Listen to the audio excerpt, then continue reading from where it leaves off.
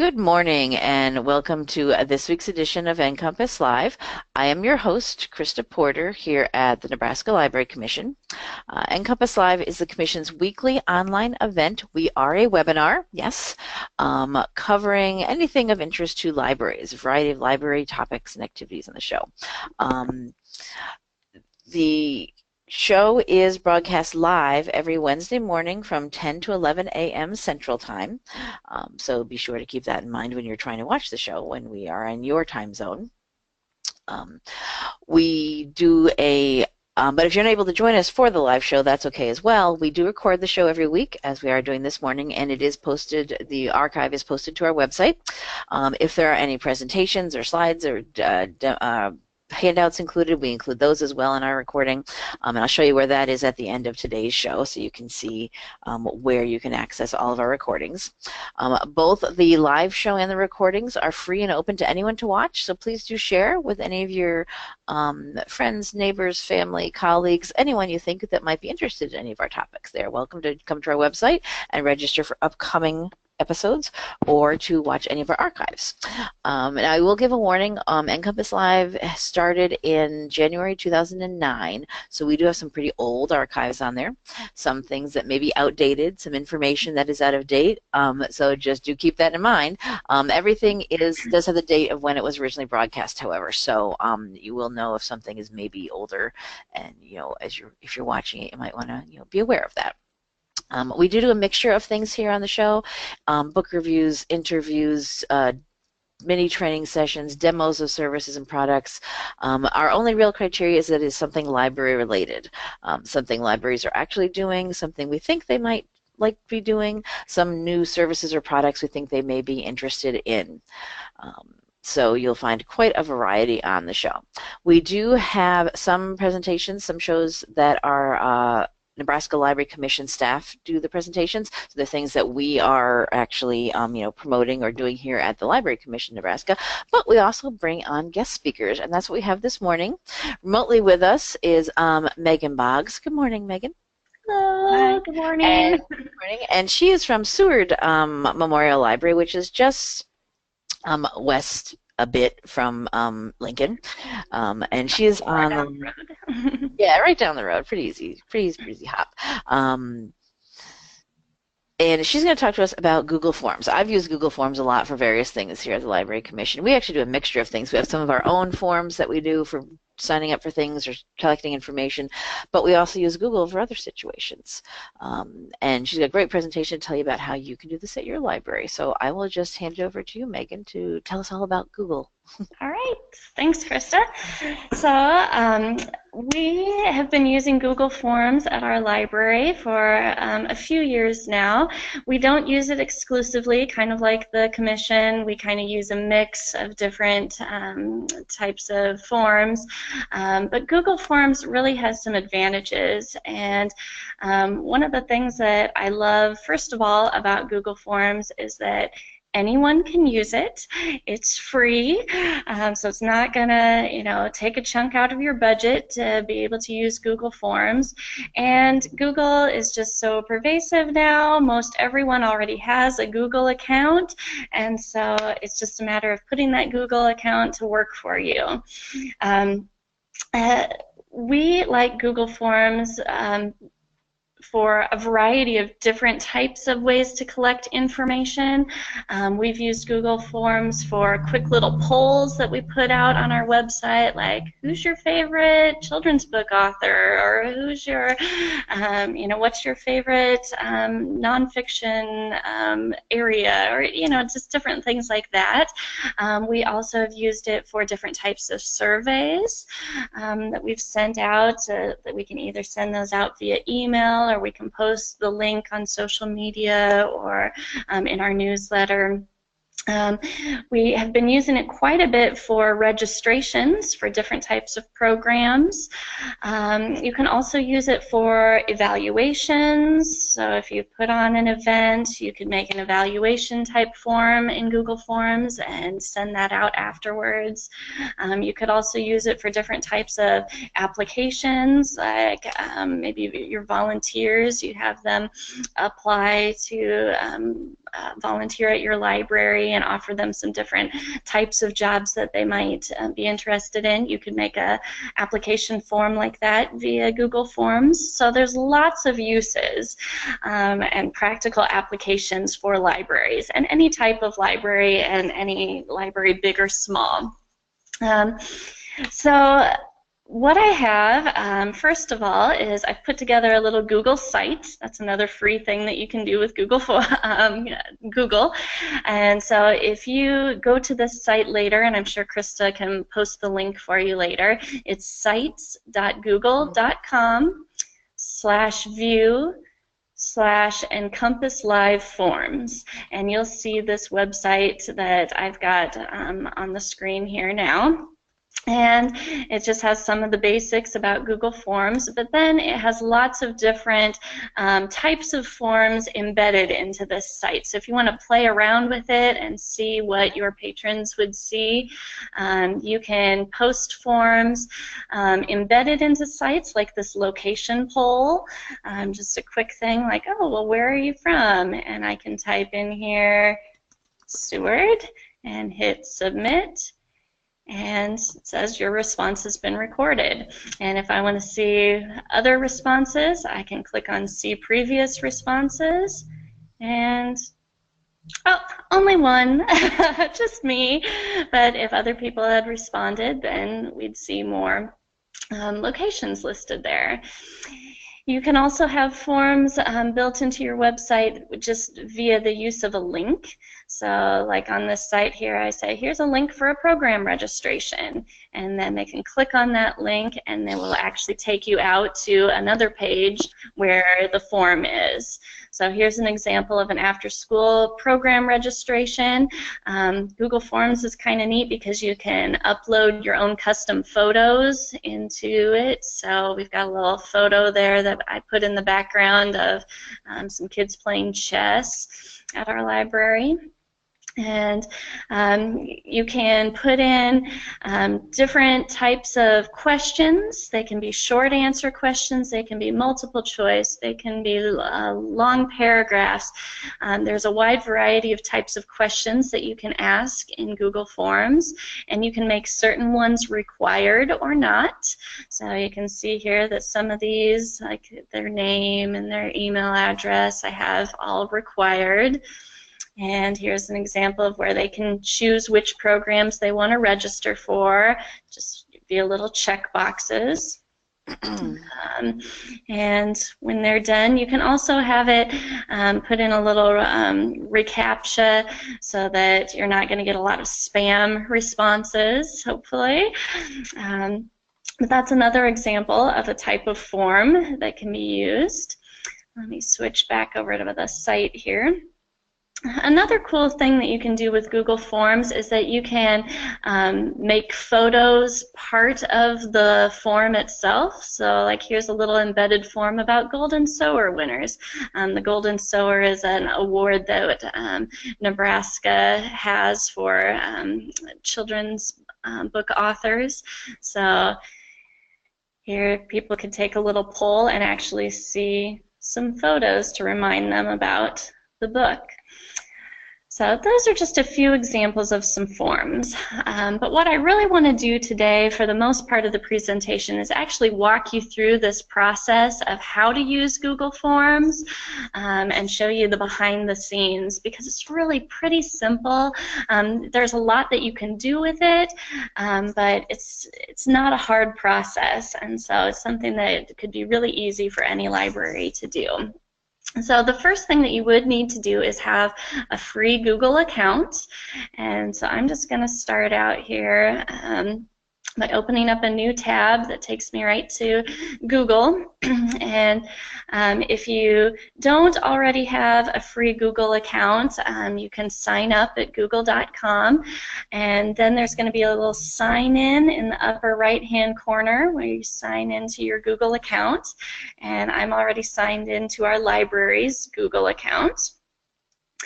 And then to access the forms, that is built into Google Drive. And Google Drive is kind of your online storage place for everything that you make with your Google account. And so to access that, once I'm signed in here, I can click on these little dots in the upper right-hand corner, which gets me to all of the Google apps. And I'll find Drive listed here and click on that. And this will take me to my Google Drive for the library. And if I'm starting a brand new form from scratch, I'm going to go over here to the New button in the upper left. And you can create new folders, you can upload files, you can create Google Docs, Google Spreadsheets, but we want to do forms, so it's going to be under More. And there you see it, Google Forms. And I can start with a blank form, or I can use a template. If you've never done any Google Forms before, the templates are kind of nice because they get you started. They have a lot of pre-built templates for different types of forms, whether it's going to be a registration or a survey or a poll. And so those are kind of nice, but we're just going to go from scratch with a blank form. Wait for this to load.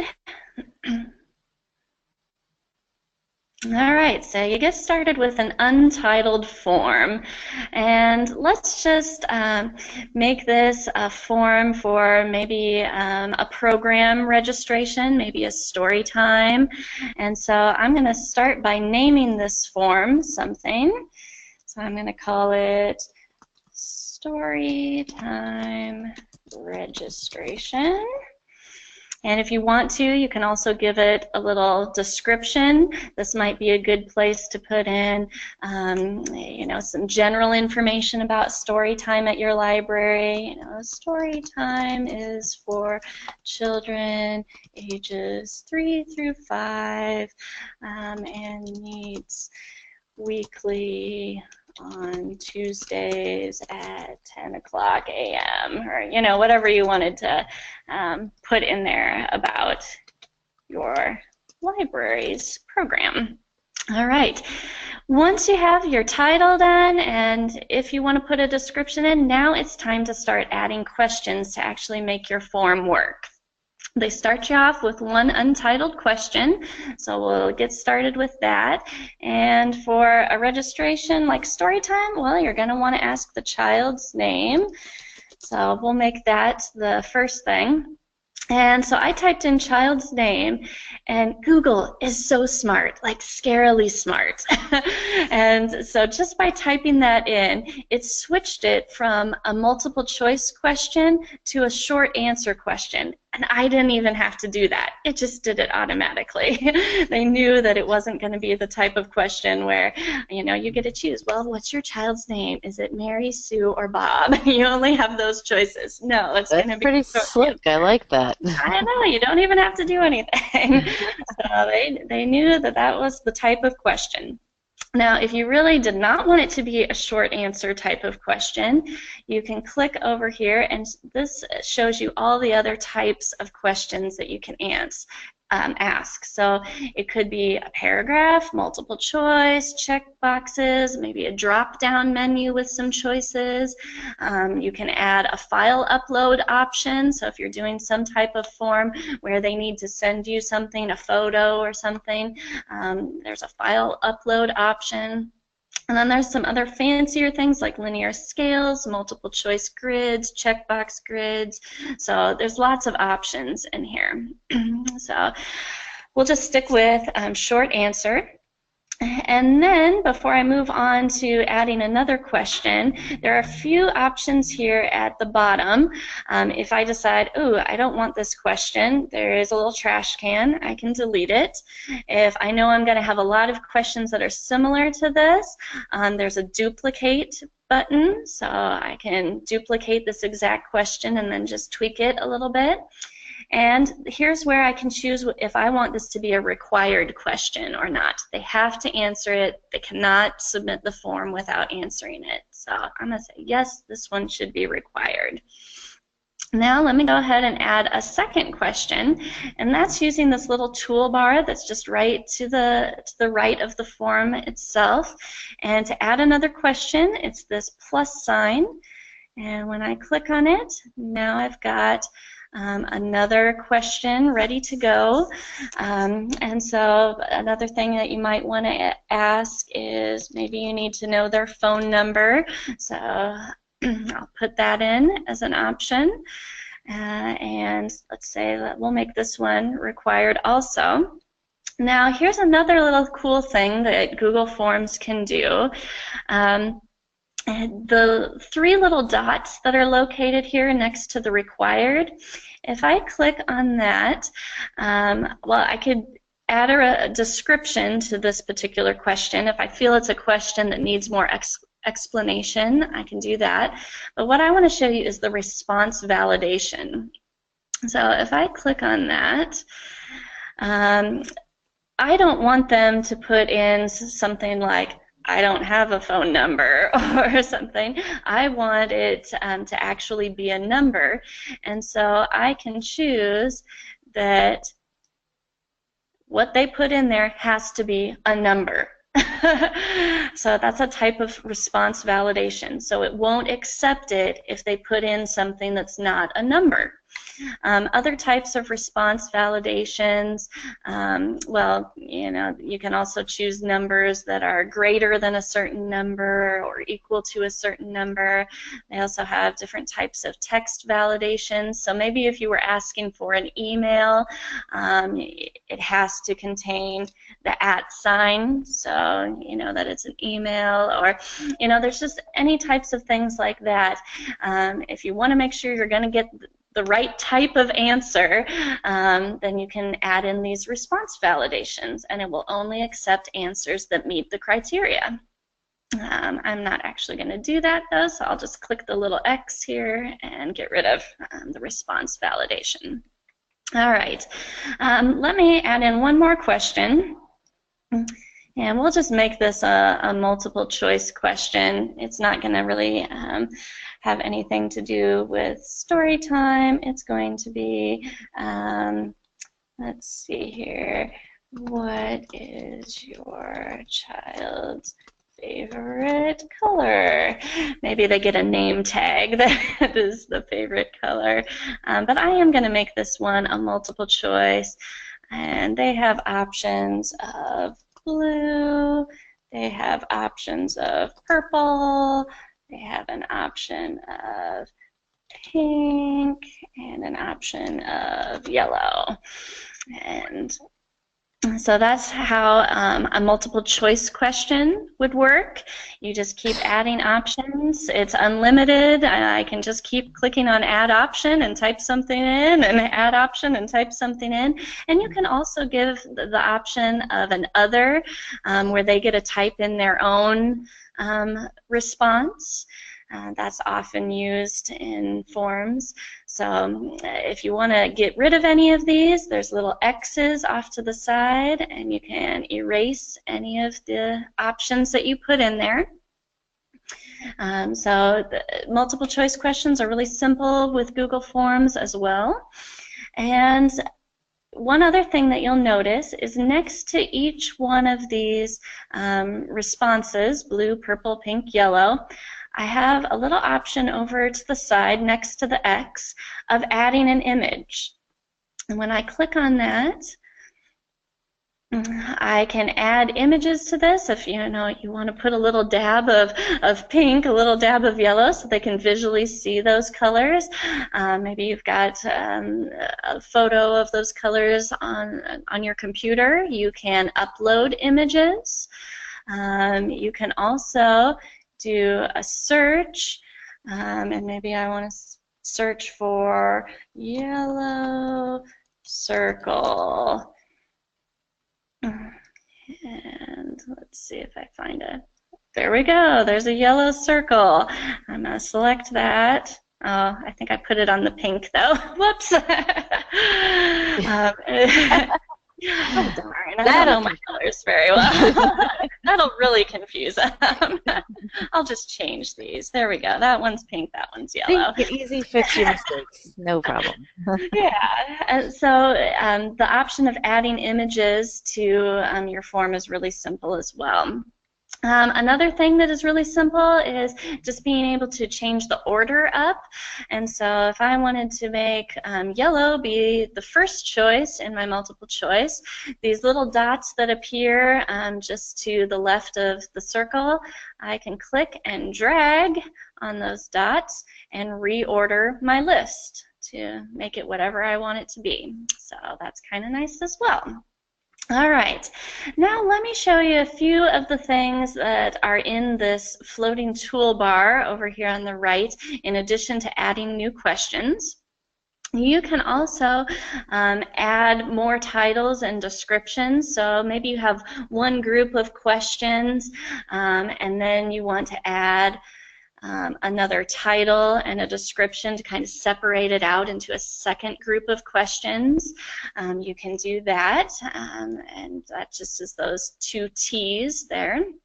You can also add in images that aren't really built into a question like we did with the colors here, but it's its own kind of thing, and that is on the floating toolbar over here, the third one down, Add Image.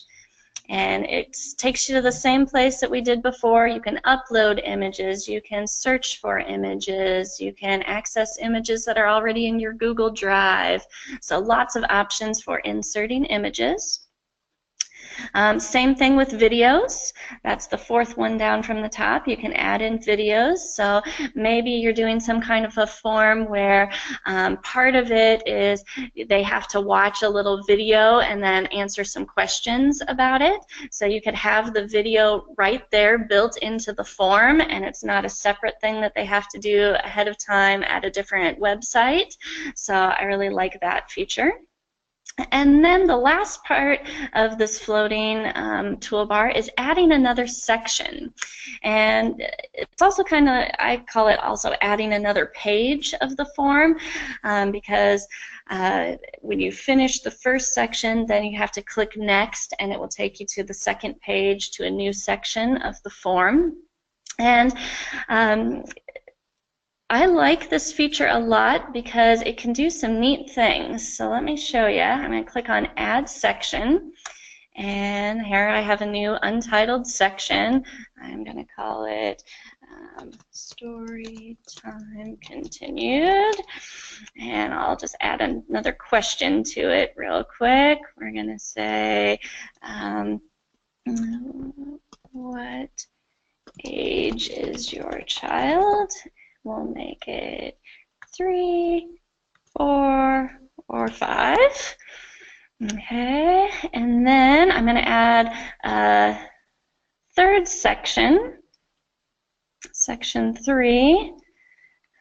We'll call this Finish, and we'll add another section or another question. Let's add some kind of different type of question. Let's see here, maybe a checkbox. This could be, we've used checkboxes before for types of questions where it's not just one answer. Maybe they can choose multiple things. So let's see here, which story time do you want to attend? And maybe they have an option for Tuesday at 10, and Wednesday at 10, and Thursday at 4. And if they wanted to come to all 3 of those, they could check box all 3. Okay, so I've got it divided into sections now. Now let me show you one of the cool things that you can do with these sections. Let's say that if they select yellow as their favorite color, they get to skip right over section 2 and jump to section 3. let me show you how you could do that. I'm going to go back up here to the question about favorite color. And in the three little dots, I'm going to click on Go to Section Based on Answer. And so if they answer yellow, they're going to go to Section 3, which is our Finish section. But if they select blue, purple, or pink, it'll just continue to the next section. So we have used this type of thing before where for summer registration, for example, we wanted all ages to be able to use one form, but there were different types of programs depending on age. So on the first section, they would fill in their name, their phone number, and then they would select in a multiple choice what age range they were in. Were they storytime preschool age kids? Were they kindergarten through second graders? Were they third through fifth graders? And divided it out according to what our program divisions were. And then depending on what they answered as far as age, it would take them then directly to that section of the form where they could sign up for those programs that were appropriate for their age. And so they didn't have to wade through all these programs that didn't apply to them. Well, I'm a fifth grader, or my child's a fifth grader, and so I'm not interested in story time. They can just skip right by it. So I really like that feature of how you can divide it out to different parts of the form based upon what someone answers in a previous question. I think that's really cool. All right, so those are some of the basics about just filling out a form as far as adding questions and that type of thing. Now let me show you some of the other cool features. The first part I want to show you is back up here at the top. We have some icons up in this purple area. And first icon I'm going to show you is the settings icon. And when you click on that, this is where you can choose some of the general settings for the form itself, like do you want to limit it so that a person can only fill out the form one time, limit it to one response? They can do that, but people would have to sign into their Google account. And so we don't often use it just because we don't want to require that everyone has a Google account to fill out most of our forms. But if it is something that you want to make sure that people don't respond more than one time, you can have that option. And here's another important option. Do you want your respondents to be able to go back and edit a form after they've submitted it, or once it's done, it's done? And you also want to give them the option of seeing what the other people have responded. So in a poll, like what's your favorite author, that's really fun because then somebody can click on it and see, oh, look at all the other authors that people like. But for something like a registration, you wouldn't want that because then everybody could see everyone else's phone numbers and all of that personal information. So it depends on the type of form that you're doing as to what you would choose. You can also choose if you want to collect their email addresses, and then what that does is it makes it part of the form itself. It will show an email address field, and you don't actually have to manually add the question of email address to the form. It will do it on its own. And if you choose that those people can receive an email response with the answers to what they put in on the form, that's another part of it. We like doing this for registrations at our library because that way the parent gets an email back that says, this is what you signed your child up for, and then they always have that copy and then they can remind themselves about it then, and they're not having to call the library and say, did I sign my child up for this or not? And so we give that as an option if they want it. They can get a copy of their responses. So those are some of the general settings.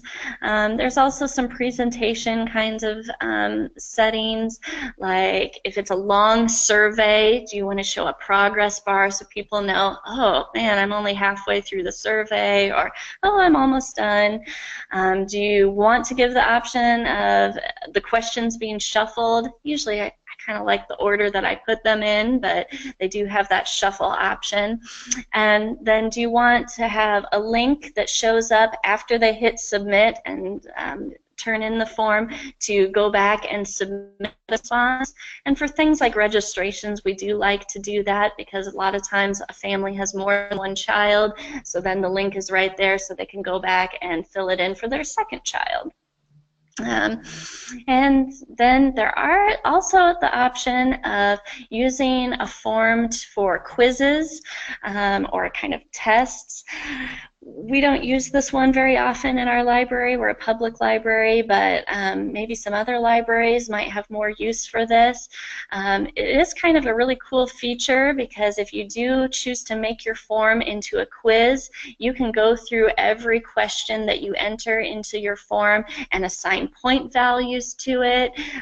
You can have it auto-grade for you, and the respondents can go back and see, you know, what answers they got correct and what answers they didn't. So it's kind of a neat thing.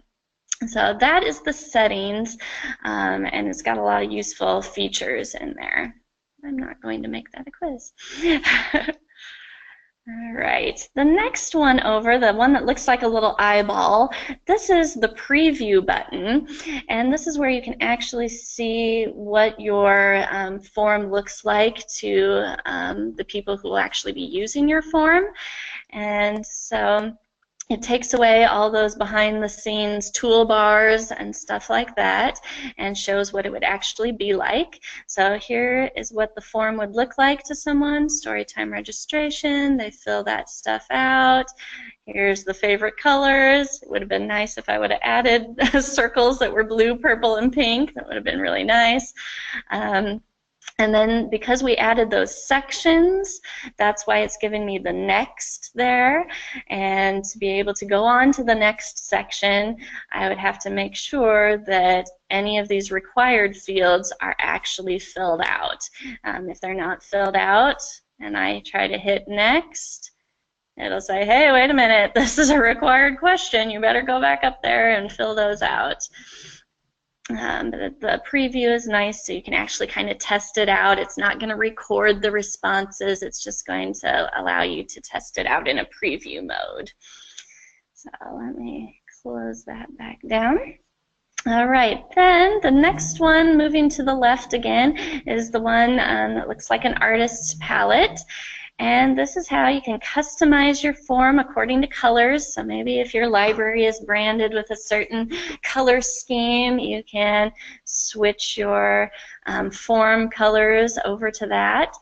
And if you want even more customization, this bottom right circle is where you can upload your own images, or you can use some of the images that they have already built in. So, oh hey, look at this one. It's a book. It looks good for libraries. I'll select that one.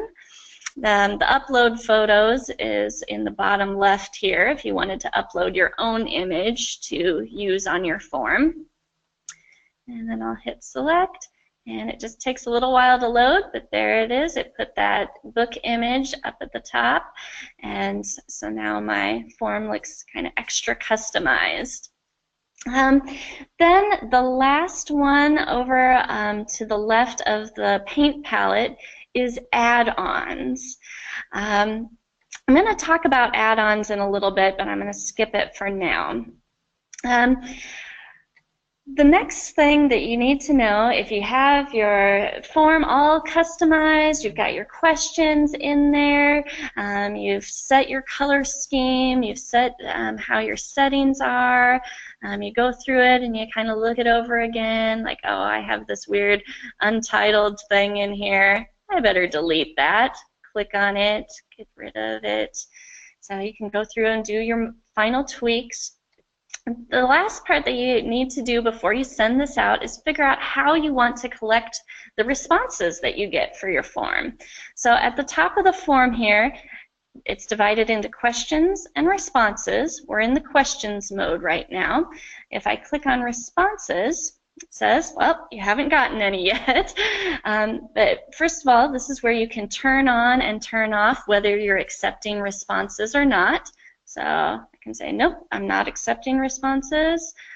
So like if you put a link out there, like in your newsletter or something, but you're only going to accept responses for a certain amount of time, then if someone came across that link later, you could have it show a custom message here that says, you know, it's not, we're no longer accepting responses.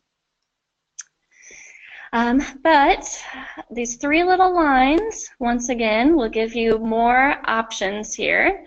And here's where you can get some email notifications each time you get a response of your form. You can download responses if you've already gotten a whole bunch in here, or if you've gotten a whole bunch of responses but now you want to reuse this same form for like a new year, you could delete all of the old responses and start over. What I like to do with my responses as far as where they go is I like to click on this green little button that creates a spreadsheet for the responses. So I'm going to click on that. And I don't already have an existing spreadsheet where I want the answers to go. I'm going to go ahead and just make a new one, and I'm going to call this test form responses, and I'll tell it to create it. And what it will do is it will create automatically a Google spreadsheet that is saved in your Google Drive, and it has it all ready for the responses to just start rolling in. So we asked for email address, name, phone number, favorite color, age, which story time do you want. And you see those all listed across the top there. And let me now, I've said where I want the responses to go. And now if I click the send button up here, I can choose, do I want to email this out to certain people? Do I want to embed it into, well, not embed, I meant the link one, sorry. Do I want to just have a link to this somewhere? This is the one I probably use most often, and usually I do the shortened URL, which gives me a decent sized link there. And I can copy that link, and I can now put that link into my newsletter. I could put that link, I could put it in my website. I could send it out via email if I already have an email list for people. So the link one is usually the one that I use. Or they also have an embed, where if you want to embed the actual form into your website, it gives you some HTML code for that, and you can choose the actual width and height in pixels that you want it to show up on your website. So lots of options there for sending it. And so I got that little link, and I'm going to paste that link into a new tab here just so that we can try it out. So here's the form. I'm going to actually fill it out here real quick. Must be a valid email address. Okay, it is. Sally Jones is the child's name. The phone number is 555-123-4567. And the child's favorite color, I'm going to choose yellow because it's so bright and vivid there with the photo. And which story time? We're going to say they're going to do Tuesdays. Yes, send me a copy of my responses so that way I remember that I registered her for Tuesday. And nope, I'm not a robot. And I'm going to submit it. Your response has been recorded, and look, there's the little link if I want to go back now and submit another response. And I'm going to close that tab, and I'm going to check here on my Google Sheet where I wanted all the responses to go, and sure enough, And I love that it timestamps it. That's not one of the questions that you have to ask or anything. It just automatically puts in a timestamp, so I know that this person who registered, Sally Jones, filled it out on October 25th at 10:44. And so all the answers are right there.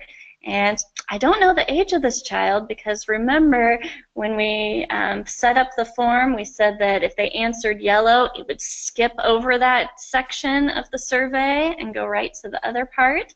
So that's why you're not seeing an answer to what is the age of the child. But yeah, just let me talk a little bit more about that timestamp.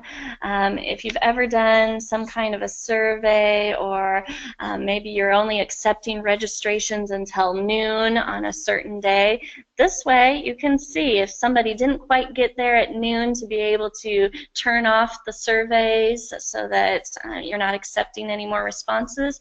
If any squeaked in after noon, you'd be able to tell because of that timestamp. So that's kind of nice. I just love that I can get the responses directly into spreadsheets. Using some of the other forms on our library's website that don't use Google Forms, we get emails with the results of the form, and then if we want to, we have to manually enter everything into a spreadsheet. And I just love that it just does this automatically. Okay, so that is the basics of using Google Forms, but if we just have about 5 or 10 more minutes before I answer some questions, I do want to show you a couple more little tips and tricks. I'm going to get here back into my Google Drive, and I'm going to show you.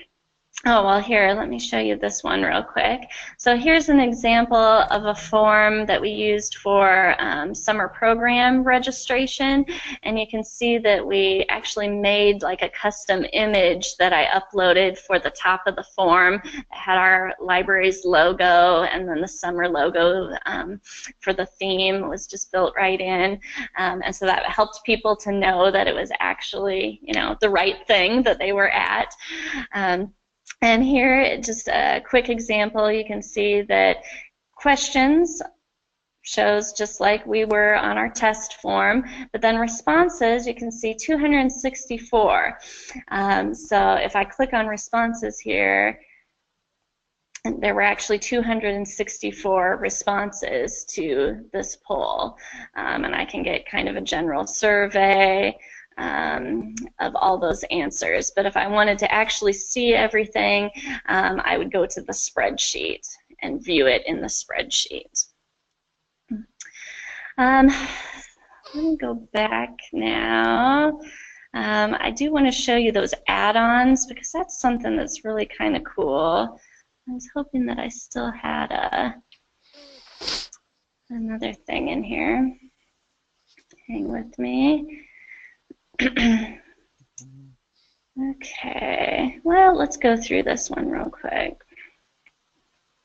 No, wrong one, sorry. Okay, oh, we'll just go back to this one. Okay, so here's the form for after-school registrations.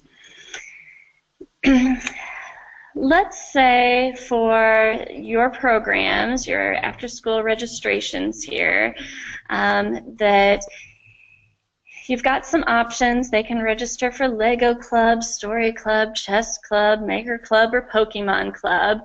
But let's say for one of these, it's limited in size. You can only take 15 kids. That's the maximum, and then it's going to cut off. That can get a little bit difficult to manage, because if the registrations start rolling in and there's not somebody who's constantly checking the spreadsheet to see, oh, have we hit the 15 child limit to that yet? How am I going to know when I have to turn that off? Well, this is where things like add-ons come in handy. To access add-ons, you've got the send button here at the top, and just to the right of that you've got the more button, and this is where you can go and actually find add-ons. if I click on add-ons here, it will bring up a place where I can search for different types of add-ons and try to figure out what it is I might need to help me accomplish this. And for that type of example, when a certain program is full, I want it to eliminate that as one of the choices. I found this add-on called Choice Eliminator 2. And so I've got it, I already installed it, and now to actually use this add-on, I click on this add-ons button, and there it is, Choice Eliminator 2, and I'm going to configure this add-on. Takes a little while, gives you some take note kind of things. So let's see here. I want it to be for the what programs would you like to register your child for. I'm going to say that I want it to be able to eliminate some choices. It's working on creating it. Hopefully it doesn't take too long. And then I'm going to go to the choice options here and say that for Lego Club, the limit is 50 kids. For Story Club, the limit is 40 kids. For Chess Club, it's 100. For Maker Club, it's 15. And for Pokemon, it's 50. And so now, as people start filling out the form, when Maker Club, when 15 different people have checked Maker Club as a choice, then it's going to get eliminated as one of the choices. So you don't have to keep monitoring it. It's going to do the work for you. So that's kind of a neat feature. I'm just going to close that down and close that add-on down. And there's lots of other add-ons out there. So if you think, well, maybe Google Forms can't do this, well, maybe not the Google Forms just as is, but there might be an add-on that you can add to Google Forms that can make it do what you want it to do. So it's not a, well, they just don't have it. They might have an add-on out there. Okay, now the last thing I'm going to do with you guys is I'm going to walk you through, grab the link for this form that I made, and we're going to do a quick little quiz on how well do you know Google Forms after listening to this presentation. And I actually did set this one up as a quiz because you can see this first question is worth 25 points, the next one is worth 25 points, and so on. So what types of forms can you make? Quizzes, surveys, polls, registrations, or all of the above? Krista, what do you think? Is it all of the above? I'm here. Yeah. All of the above. Okay, let's see here. Do whatever you want with it. Go crazy. Okay, and then, oh, I didn't talk about this. Yikes. I'm glad this is a question. Mm-hmm. Are the number of questions or responses limited on Google Forms? The actual answer, do you want to take a guess? I'm hoping no. That is correct. Yeah. One of the things that I've had trouble with some other online poll and survey types of things, like SurveyMonkey. If I don't want to buy a SurveyMonkey subscription or whatever, you know. Yeah, we've had that same issue. Yeah. You're limited to like 100 choices or 100 responses, and so Google does not have any limit on number of responses. So, you know, if you think that you're going to be getting 500 responses to your survey, hey, Google Forms can handle it, and they're not going to cut you off at a certain number. They're not going to make you pay for an upgrade to be able to accept that many. It just will let you do as many as you want. All right, can you add your own images to Google Forms?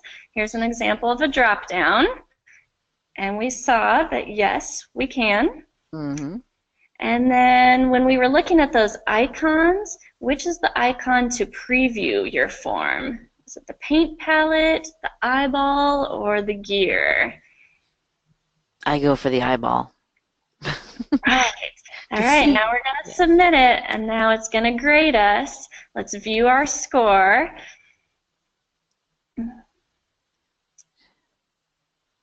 Yes, Google Forms can do all this and more. We got the first question right. Well, and you can see we did get 100 out of 100 points. And yes, hooray, no more being limited to 10 questions and 100 responses. Google Form does have no limit. And yes, you can add your own images. And yes, the eyeball is the preview. So that's it. Does anybody have any questions about Google Forms? Yeah, go ahead. We did have one that was typed in early, but if anyone else does have any questions, please do go ahead and type them into your GoToWebinar interface. And we will grab them as you type them in. Someone wanted to know about Google, that we've never investigated a library Google account. Is it free for an organization?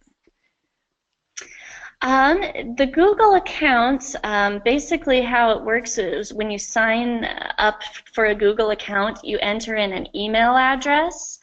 And so we entered in our basically overarching email address, which is our info@sewardlibrary.org email address. And so it acts as if it's any other Google account. And so it didn't cost us anything. But you could also enter in, your personal work email address. It doesn't have to be a staff one, but yeah, it doesn't cost anything. Yeah, that's what's great about it actually for us, is that you can use, which is interesting, you can use any email address. I've got it where we use our state email addresses, which are at nebraska.gov, but that becomes the email address for whatever Google account you've created. So they're pretty open, and it's free. Yes, it's not like because I'm, rather than being an individual with a Gmail account and all of this like I have, and being an organization, they do not care. No, you have an email address. Yeah, go ahead and set something up and go to town and use it. Yeah, and the people who used the forms, like if you put a registration out there, they're never going to see that form is under, Joe Johnson at whatever.com. They're not going to see that. So, you don't have to worry about, oh, I made this form under, my personal email address and not a staff email address or something like that. Right. It's not going to matter to it, yeah. Right. I really do also like the spreadsheets that you get out of it. It is so easy to organize the information. You get responses, sort them. You're being able to do everything and manipulate it. It goes into Google Sheets, but But if you wanted to download it into Excel, you could. If you right, exactly. If you use Excel, if that's what you want to use to share things with other people or to manipulate it, it's all exportable as that. Google is very compatible with all the Microsoft products, which is interesting, but hey, I'm happy that they are. Well, and also Google Drive, where all of this stuff gets saved, all of the forms that you make and all of the spreadsheets where the responses go get saved in Google Drive. And any of those items in Google Drive you can share with other people. So if you want to collaborate with other staff members and coworkers, you can choose to share it from yours to theirs, and then everyone has access to it, and they can all log into their own individual Google Drive. Yeah, and you don't have to have a Google account to share to see some of those things too. There's links you can share out, and I've done that as using, like I've had certain people or Nebraska Library Association related things where they share to me as Krista.Porter@Nebraska.gov, and as long as they use that email address to say I want to share with this person with this email address, I can click on that and it pops me into it, no problem, whether or not I'm using my Google account or not. Yeah. It doesn't, it's pretty slick, yes. Yeah. Pretty nice. Does anybody else have any other questions about the Google Forms? Want to see anything else done? I think Megan did a really good, very comprehensive showing of all the different things you can do in there. And it is, as you said, it's very similar to something, if you've used something for, like SurveyMonkey or those kind of form creating sites. You know, adding things and designing them is all pretty standard. But Yeah. I think the key of Google is, as you said, it's free, it's easy, it's open to anyone to use. Yeah. No limits. No limits, and you can be so creative with it. Yeah. Yes. Yeah. Yep. It's pretty diverse, and it's a robust program for being free. Yeah. And as far as I know, cross your fingers, they'll never charge for these kind of things. Google has other Yeah. ways of making their money, so they don't need it from this. That's right. um, Someone did say thanks for the reminder about the add-ons. Yeah. Yeah. Because, there are some extra things that, you might come across an instance of, oh, if only it could do this. Well, there might be an add-on out there. Someone it says, can you provide a link to your library's website? Do you have any of these like live on your library's website right now? I think I might. Our library website is Seward, so SEWARD, SewardLibrary.org. Typed in there and bring it up. And one thing that I do know that we have out there right now that's using Google Forms is this link right at the top here of tell us your favorite adult fiction author. And so if people click on that, it takes them to, ta-da, a Google form. Just a very quick one question form of what is your adult fiction author favorite. So there's one. I'm trying to remember if we have any others built into our website currently.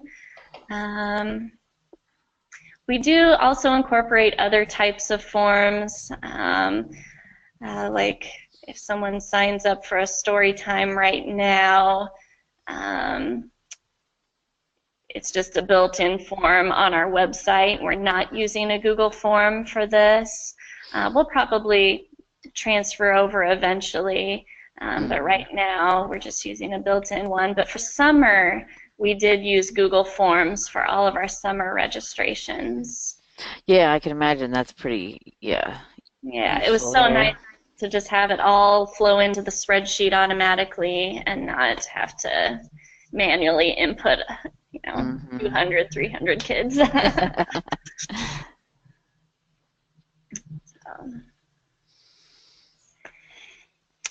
Okay. I'm just checking to see. Anything else? All right.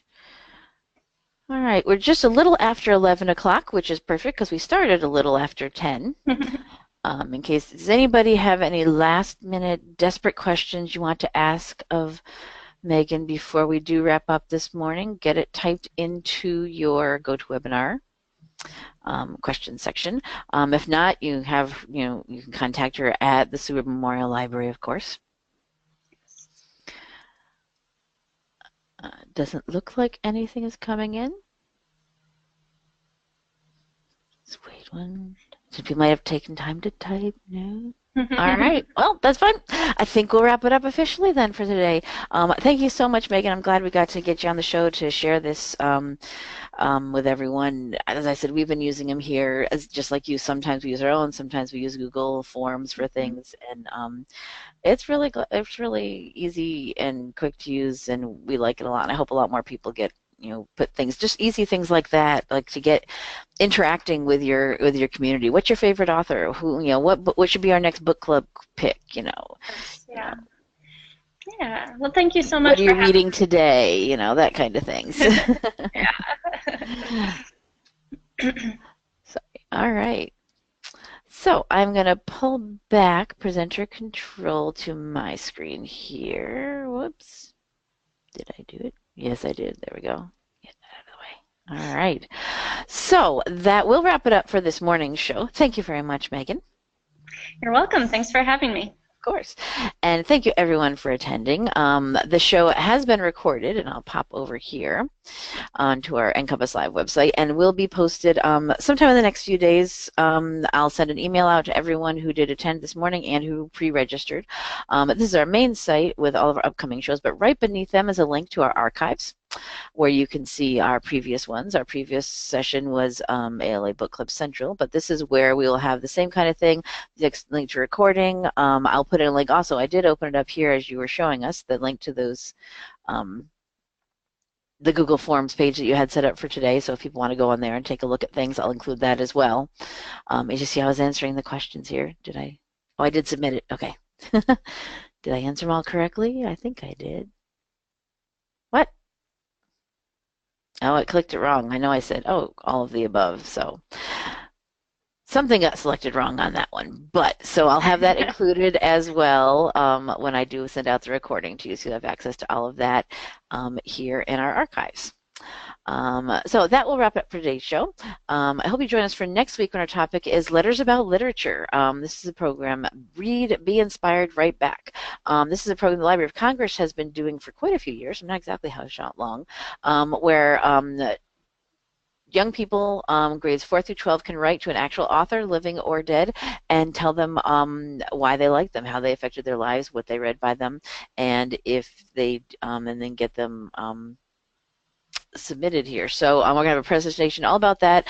Mary Jo Ryan, who's our communications coordinator here at the Library Commission, and then Lorraine Riedzel and Christine Walsh from 2 libraries here in Nebraska who are involved with us promoting this program within Nebraska, will be on the line, will be here with us to talk about that. So please do sign up for that show or any of our other upcoming shows we have set up here. I've got November almost fully booked. I'm working on December dates as well, and so see things added to the schedule as regular.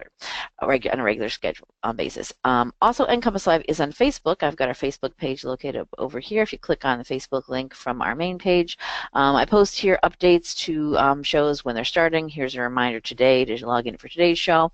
When our recordings are available, I post on here. Here's the one from last week. So if you're a big Facebook user, please do give us a like over there, and you'll keep notified and up to date on what we're doing here on the show.